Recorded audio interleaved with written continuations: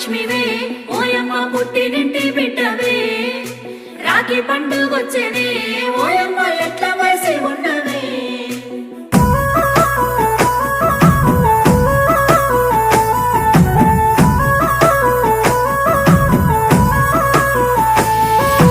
ఏడాదికోసారి రాఖీ పండుగ గిచ్చన్నగిరి మల్లె సన్నసిరి మల్లె గిచ్చన్నగిరి మల్లె